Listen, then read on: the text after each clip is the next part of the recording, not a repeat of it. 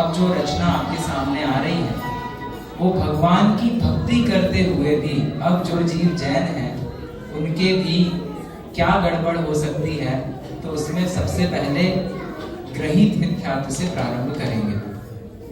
आपने अक्सर सुना कि मोक्ष मार्ग प्रकाशक जी अपूर्ण रह गया। पंडित टोडरमल जी साहब से लगभग 50 से 90 साल का अंतर आएगा। 90 साल बाद पंडित दौलत राम जी साहब हुए। मोक्ष मार्ग प्रकाशक जी के सारे अध्याय और छैडाला जी की पहली और दूसरी ढाल आप लगा लीजिए, उसमें सारा विषय समाहित है। और जहाँ तीसरी ढाल प्रारंभ हुई, आत्म को सुख है, सुख सो सुख आकुलतावन कहिए, यहाँ पर मोक्ष मार्ग प्रकाशक जी का 9वां अध्याय प्रारंभ होता है। तो एक तरीके से आगे की जो रूपरेखा है उसको अगर किसी को देखना हो कि क्या होती मोक्ष मार्ग प्रकाशक जी की, तो वो दौलत राम जी साहब की रचना में आप देख सकते हैं। क्या है इस भजन में जो पंडित दौलत राम जी साहब का रचित है कि ऐसा मोही क्यों ना अधोगति जावे, कैसा मोही जो ग्रहित मिथ्यात्व में फंसा हुआ है, जिसने वीतरागी देव के शासन में जन्म लिया है फिर भी भैरव और यक्षों के चक्कर में पड़ा हुआ है, जिसे निर्ग्रंथ गुरु नहीं भाते हैं, जिसको दूसरे का वैभव देखकर अंतरंग में एक ईर्ष्या का भाव चलता है और जो सिर्फ नाम मात्र के लिए धर्मात्मा दिखना चाहता है, अंदर से धर्मात्मा होना नहीं चाहता, ऐसी अंतरंग की जो कुटेव है ये वास्तव में हमें नीचे ले जाने वाली है। इसलिए भगवान की भक्ति करते हुए भी चूक नहीं जाना, इस गड्ढे में फंस नहीं जाना, अंदर के इस गहरे मोह पर चोट करना। ऐसी चोट करने के लिए मैं आमंत्रित करता हूँ पूजा जी को, एक बार जोरदार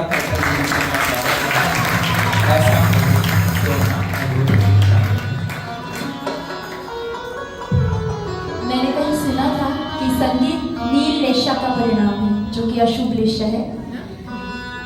तो संगीत से ना जोड़ के उसके तत्व से जुड़ने की सब कोशिश करेंगे, इंक्लूडिंग मी।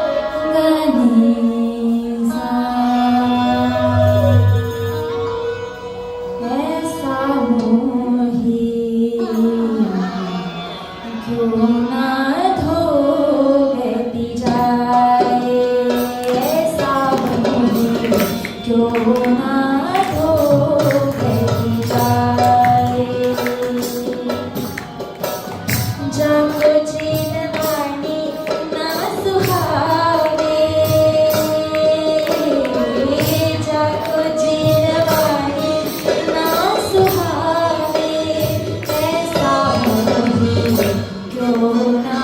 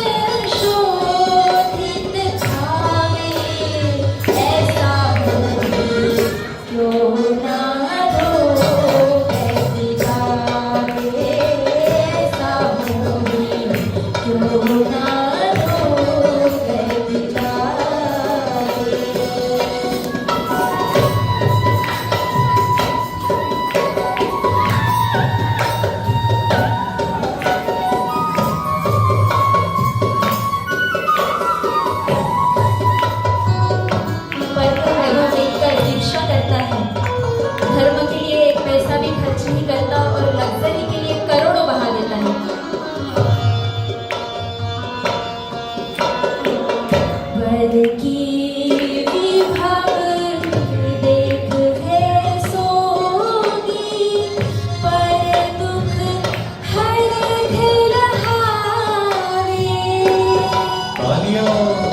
धर्म हेतु एक नाम न खर्चे, धर्म हेतु एक नाम न खर्चे।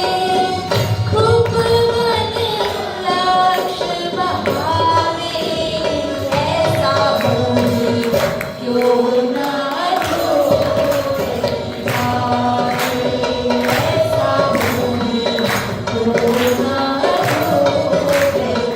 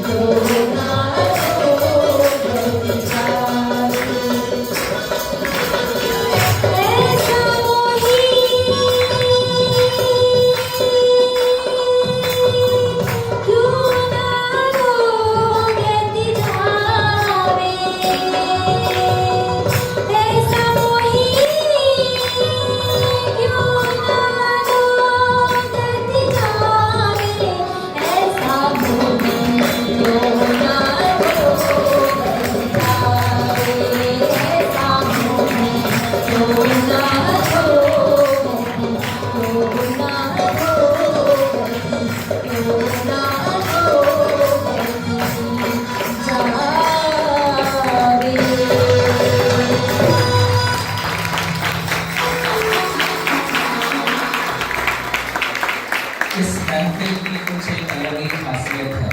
जैसा पूजा जी ने कहा, हमें पता है कि हम राग गा रहे हैं, पर राग नील निशा का परिणाम है। हमें पता है हम तालियां बजवा रहे हैं, पर किसके लिए बजा रहे हैं? दूसरों का दोष, पंडित डोडोमल जी साहब कहते हैं कि ऐसा दोष अपने में हो तो इसको निकालने का उद्यमी होना, दूसरे का दोष देख देख कर ही कसाई नहीं होना, क्योंकि अपना भला बुरा तो अपने परिणामों से है। अब मैं पूछता हूँ कि जो तालियां आपने बजाई थी, वो किस मोही के लिए बजाई थी? अपने लिए या किसी और को इमेजिन कर रहे थे? अगर अपने लिए भी बजाई तो उन तालियों में उस मोह को ढूंढना जिस मोह पर चोट पंडित दौलत राम जी साहब कर रहे थे।